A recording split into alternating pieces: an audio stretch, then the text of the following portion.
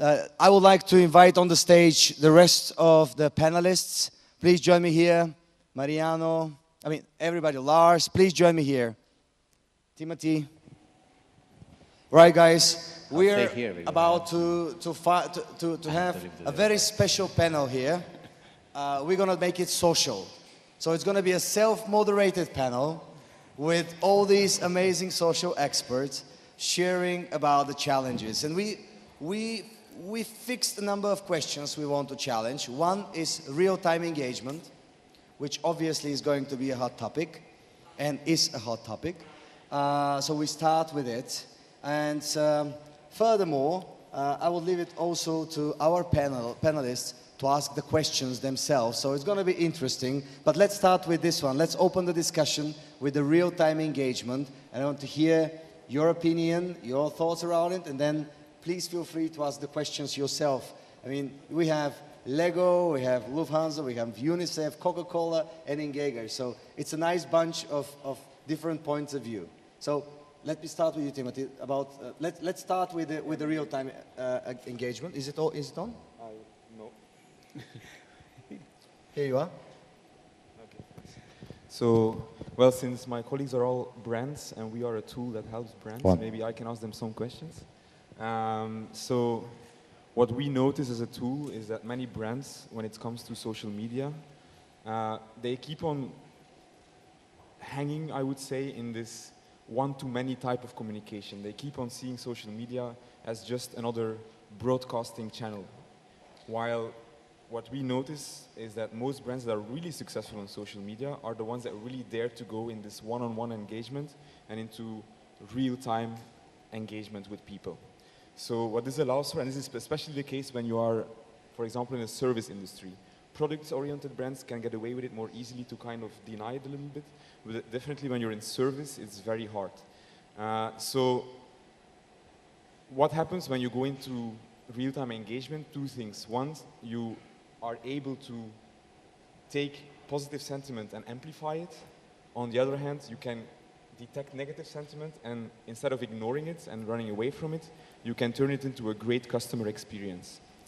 While this is the case, many brands, and I'm sure you will agree, are kind of afraid of this, and they think it's not a scalable way of acting, because how can you make one-on-one engagement scalable? So maybe that's the first question that I can ask to my colleagues. How do you handle this? Yeah, and I can take it up from there, because that's definitely the challenge, that we want to go into a one-to-one dialogue, and that is not scalable. It drives a lot of resources. If you want to have a global audience, you also need a huge amount of staff to do this. So we think a lot about how can we actually set the stage for many-to-many conversations where people are talking with each other and servicing each other, but at some point we as a brand are in that conversation, because that is truly scalable, especially if you work on platforms, third-party platforms like Facebook and social media platforms in general. Then you can definitely scale globally, and you can achieve efficiencies that are not possible within a traditional marketing point of view and with traditional marketing constraints. But I would also say that it is a huge challenge to change an organization from being focused on a one-to-many conversation kind of communication to peer-to-peer communication and putting a brand in there. So how do you get your brand in there? Luckily, it's good to have a nice product. So either people are talking about you because they hate you or because they love you. And hopefully, as Lego, we are a love brand, and most of our conversations are because people like us. So we try to create incentives for people to have that conversation, and don't tell them what to do, listen to them, and then try to build stages where they can basically act out and get attention from the audience. That's how we approach it, but I don't know if any others have. We have the same experience. I mean, we would love to do one-to-one conversations. We don't have those kinds of resources. So it's really about developing a space for a self-sustaining community and keeping the conversation, going in a positive direction. And we've seen that with some of the crises we've been dealing with this year at UNICEF, where people will engage in active debate, especially on Facebook, and it is a bit of a self-sustaining community, and we're of course there, but that page is less about us broadcasting. It's more about creating that space. And just a question to you, Jim. How do you, can you control that community, or can you steer it in a direction, or how do you approach that? We don't steer it per se, but what we will do is if, for example, if there's a situation that may have a political element to it, where people are just falling into challenging each other in an unpleasant way, we will come in and say, you know, that's not the tone we're trying to have here. And we try to have facts and stories that are based on real people on the ground, and that tends to keep it, I guess, going in a good direction. And I think what's also important is to have a different mindset, meaning when you have usually customer care colleagues doing dialogue, interaction, etc., the model is closing the case, meaning coming quick where the customer is happy and you can close the case. But in social, it's the opposite.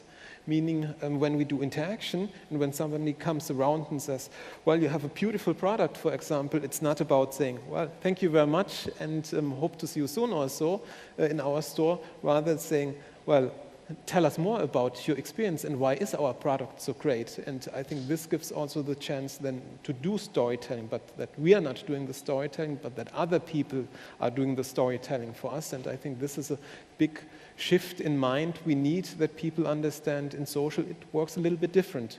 And there you need to give the tipping point and that people start to elaborate about their positive experiences. And how do you prioritize between the conversations that you want to amplify and engage and the conversations that you want to basically close down?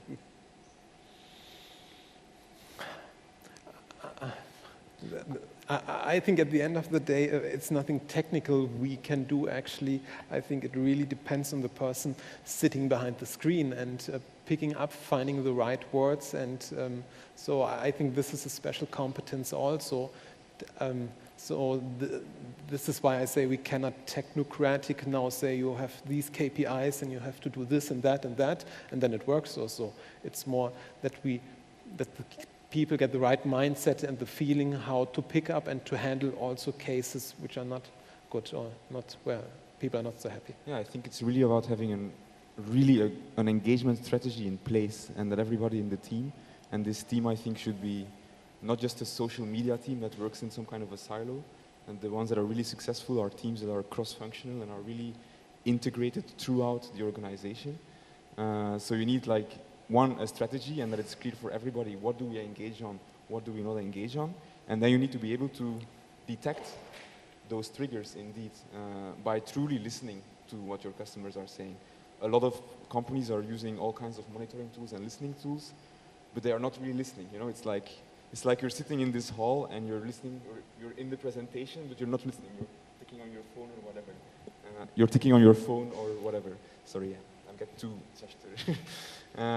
so I think that's a real challenge for companies to like filter through the noise and get to those conversations that you want to engage in, or the ones that you really have to engage in because people are complaining, or and to filter this out and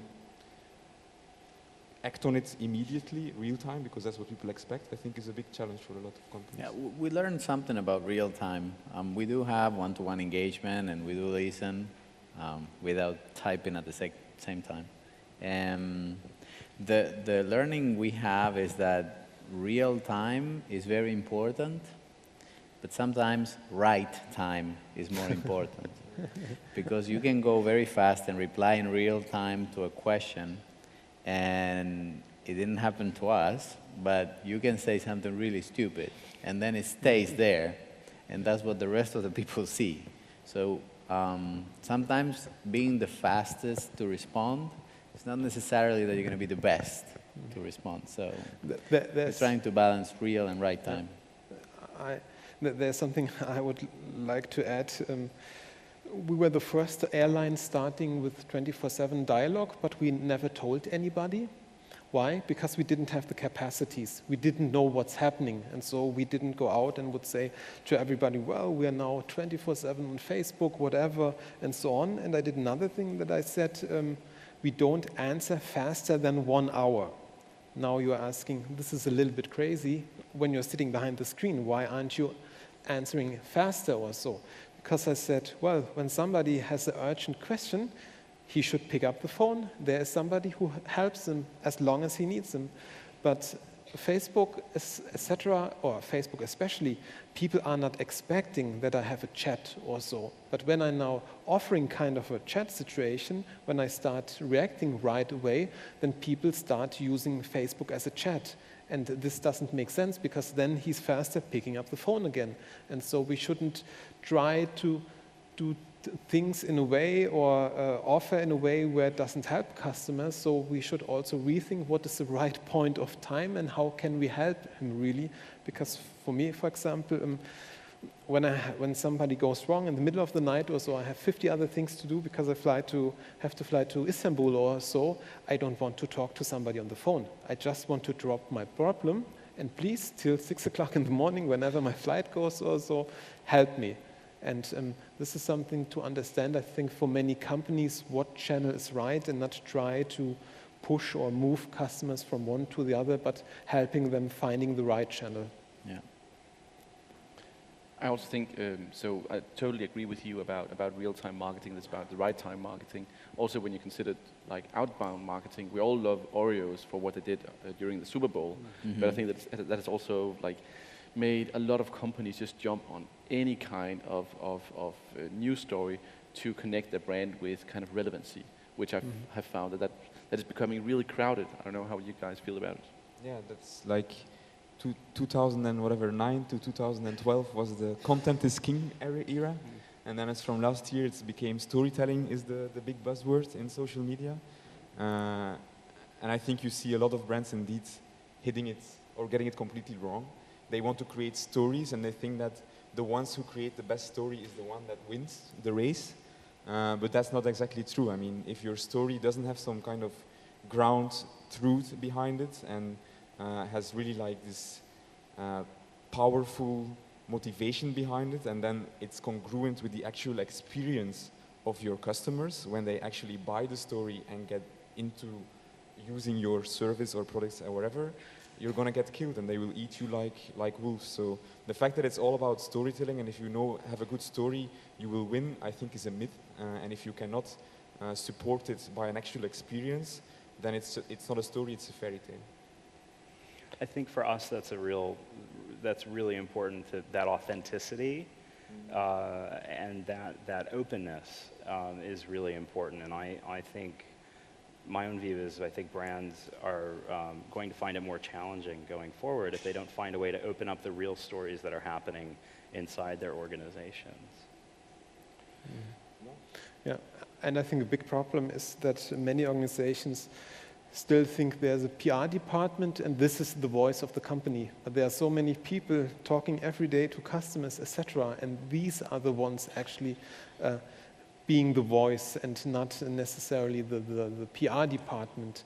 And I think this is something also for us where I say, well, we put our crew members in suits and dresses and they look kind of stiff and we are also German and people say, well, you go into the basement to laugh or so. And but the point is, talk to these people and take the chance to get to know these people, because behind their uniform, etc., these are so interesting people because of their way of life, because of their interests, because of their know-how to travel and so on. And these can be real stories and not made-up stories, because this is then the experience you have in real life, which you can also show to others and where people can connect to.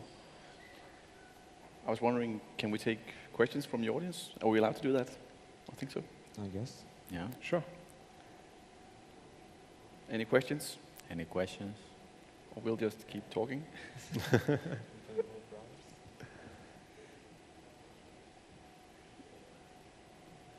Anybody? I think there is a question there at the back. Yeah. It's very hard to see you, so you have.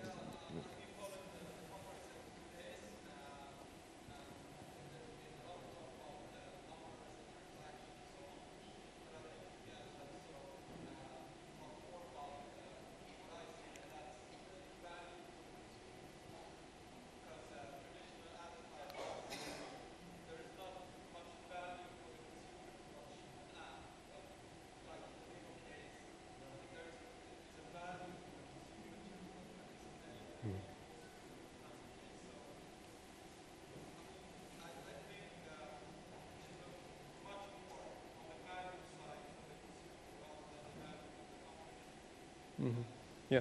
Yeah. One thing there is that, like, indeed, the power of the consumer is that they are able to engage now as well with brands. And a lot of brands, one of their KPIs is to create as much engagement on social media as possible, and it's measured in whatever, likes, retweets, comments, how many people use the app to take a picture, or I don't know what. But I often feel like we're often measuring the wrong thing, because are people really engaging with your brand because they are engaging with an application of your brand, or with liking something that their friends posted or whatever?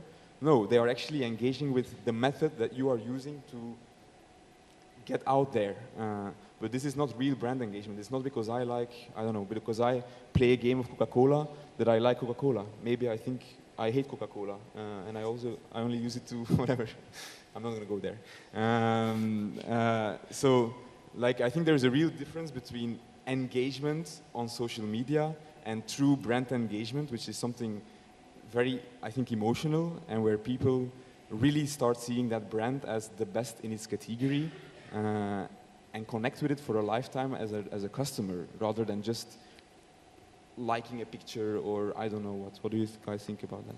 Well, the case we have about listening consumers and giving them a benefit or a service that I have in mind right now is in the US 2 weeks ago, a group of people started posting, and they had a big reach and participation of other people, that they wanted an old brand that we had again in the market. It was an old brand, I never tried it. It's called Search, and it was only available in the US as far as I know. And we discontinued it long ago. And they started asking that they want it back, and they were fans of it and lovers of the brand. So we relaunched it, and that was part of listening to them and giving them what they were requesting for. I think for us, to come back to your question once, I think it's really to rethink also the role of marketing. Meaning in the past, maybe we produced more ads, kind of this stuff, but in the future we have to produce value actually. And meaning that digital also becomes more part of the product. In our industry it is everybody looks at the plane and this is all about. No, but I strongly believe that digital becomes more and more part of the product, because one thing is the experience in the plane, but the other thing is, before the panel here, I just told that we were the first airline with the mobile boarding pass, and people either love it or hate it. The ones who hated it, they say, well, when my battery is running out, they don't take me. No, just go to the check-in or counter, whatever. They will help you, no problem. But the thing is that you don't have to carry your stuff anymore. You don't need to take a ticket and so on. You have everything in your phone. And so I think the future role of marketing is really how can we create customer benefits instead of creating ads. And ads are too often illusions, kind of, and I think there's no space anymore for illusions today, and the gap is getting closer, tighter, and this is why they force us also to produce value on social. I think you raise a really good point, though, about how the experience of someone begins online in many cases, and then it becomes offline. And I think it's also important to remember, most of the world is coming online for the first time on an Android handset with a Facebook app. And for people who are a lot younger than me, in a lot of the world, to them, the distinction between online and offline is negligible. That continuum is there. And so I think that digital continuity is really critical. Yeah, I totally agree. We work a lot with, just to finish this, we work a lot with kids, and we have seen from our research that when we ask kids, so do you use our company website? Just the word a website doesn't really make sense to kids of a certain age, because they don't know what a website is. They basically, online has always been part of their lives, so it makes makes a lot of sense. Hi guys, my name is Farid. I'm actually a Lego alumni. I used to work there a long time ago. I have a question about home marketing. So I'm the CEO of a startup that just launched a new game here in Poland. A lot of us in the startup village, I guess we've come here to try to raise awareness of our products and stuff. And there are companies like Turkish Airlines that are doing something interesting, which are allowing startups to pitch to business class customers, etc. I guess my challenge and question to each one of you is,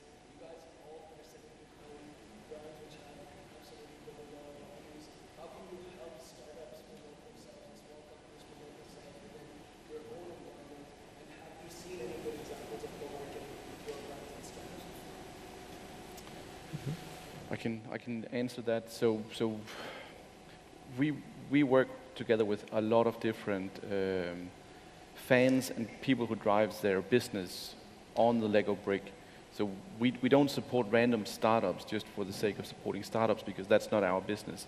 But for instance, we have a program called Lego Certified Professionals, where you can actually be allowed to drive your business based on Lego bricks. So we have, for instance, artists that does art exhibitions based on the Lego bricks, and we support them with some bricks and so on. But they're allowed to do that. So they drive their business, because we know that we will focus on our business, but still the universe of the Lego bricks can be expanded by working together with people like this. So that's the approach that we have chosen, because there are a lot of startups, and you should also be able to prioritize where you want to invest your resources in working with the people that benefit your company and your brand the most. That's our approach. Mm-hmm. And I think it's not an altruistic motive that big corporates help small startups also. I think the big corporates need to understand that there are new ecosystems now, and there's a lot of business around the big companies, but the big companies will never be able and capable to pick up this business and to do this business actually. But at the end of the day, there is the chance to create new value and new business. But this could be business to do together with somebody, or somebody else does it, and our customers just have new possibilities, new digital or whatever physical services and so on. And but I think this is a shift in mindset where traditional companies say, well, this is the fence, this is our business, and then they only see the next competitor, and they don't see what is in between. And maybe there are many companies where they should work together with it. Why, for example, Lufthansa is also, as our CEO announced, opening an innovation hub to work together with startups, etc. In our case, there are many. It's a great question. Thanks for bringing it, Farid.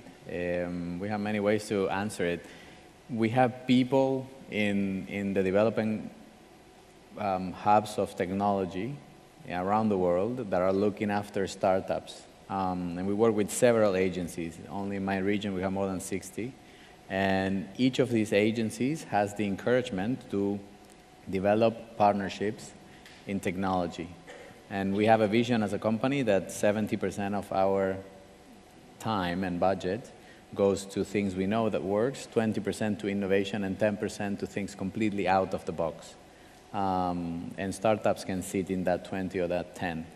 We have examples of partnerships that are not recent, with Spotify some time ago when it was smaller, with Misfit, the bracelet you can wear. And we are continuously pushing and trying to help in a market, and we do it through the agencies. It's hard for us to go massively and to go to every potential startup around the world, but we try to do it through the agencies, and in some cases directly. So I think it's a...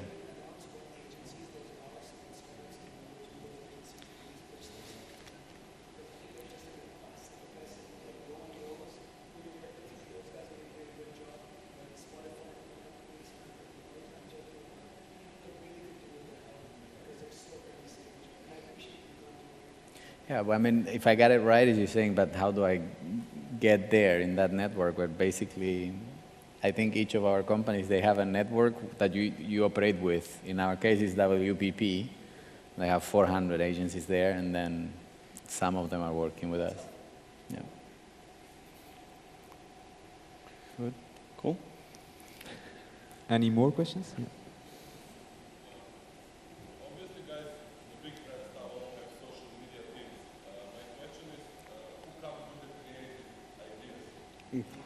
Social media teams come by themselves, you hire that agent in your agencies.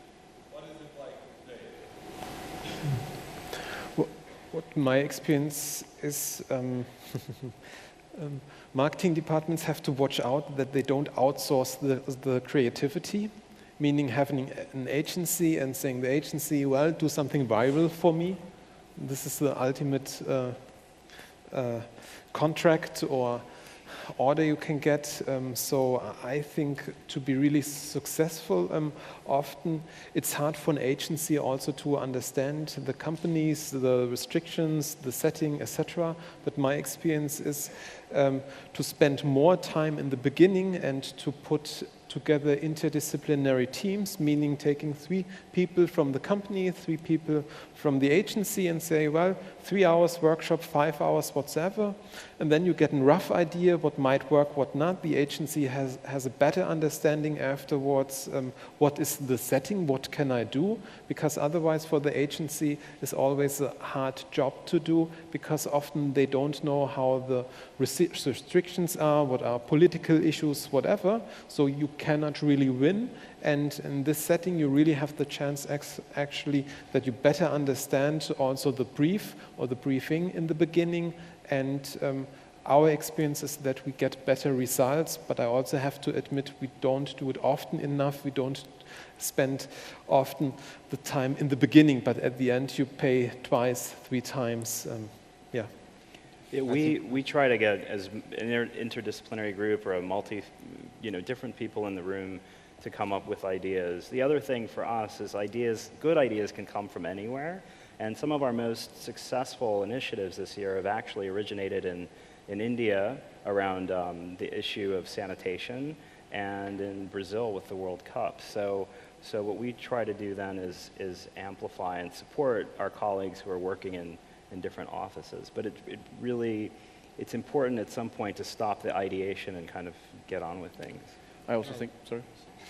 I think what you mentioned before about getting this organic content by involving your employees in the content creation on all levels of the organization, I think that's also a very important source of sometimes very unexpected creativity that is not coming from some creative advertising guy, but that is much more authentic because it comes from somebody that is actually on the same level, let's say, of the consumer. Yeah. And I think I honestly hate the situation when you have a meeting and you talk about strategy and suddenly someone says, like, we need to bring in some creatives to solve this issue. So we want everyone in the teams to be creative and give creative input and just don't rely on that. We bring in some creatives and then they come up with some big ideas. Yeah. This was... 1, 2. This was the best panel I've ever moderated. There are 2. Did you see me disappearing? I was just going to say this, but I knew that you're going to keep it quiet, so I didn't want to tell you. I just left the building and I came back and it was a fantastic panel. I've been watching this live streaming. There were 2 experiments with it this time at Webit. The first one, the non-moderated Twitter wall, telling everybody it's not moderated, and obviously there were no jerks in the hall, you know. Nobody was swearing, nobody was punching, nobody was saying bad things, because everybody could have received his 2 seconds of fame on our stage and in front of the thousands of people watching it live. So this was the first positive experiment at Webit. Whenever people know that they bear the responsibilities of their own thoughts and nobody else is going to, you know, moderate them, but it's themselves, it turned out that it's just great. And the second experiment was to moderate a panel without being on the stage. So both were absolutely successful. Gentlemen, I thank you so much for being here. I wish we could have some questions from the audience. And since this is the last panel, we could have this opportunity. If somebody wants to ask a question now, let's have 1 question from the audience before we close Webit. Anybody for questions? Obviously not. Well, we already had a few. We had some already. Thank you so much for joining. Thank you so much for the great panel and for the great content you've created. Thank you, Mariano. Thank you very much. Thank you, thank you, thank you, Lars, Timothy. Thank you. Thank you very much. Gentlemen, ladies and gentlemen, this is the last stream of the Digital Marketing Innovation Conference. These are the last words I'm going to tell you this year. Obviously looking forward to meet you next year again here in Istanbul, before this in Dubai, in Sofia and other places around the world. Appreciate your time. Special thanks to all our partners and sponsors whose logos you can see there. And special thanks to you for being here. Special thanks to my team, to this amazing venue, to everybody who worked for this thing to happen. If you still want to stick with Webit, please join us at the Leaders of the Future Technology Summit. It's awesome there. We have startups pitching, millions of euro in the pockets of the investors who are right now scoring their presentations. So if you want to have some more fun, join us at the Leaders of the Future. Rest of you flying right now, thank you for being with us. Thank you. See you soon. Have a great flight back home. Thank you.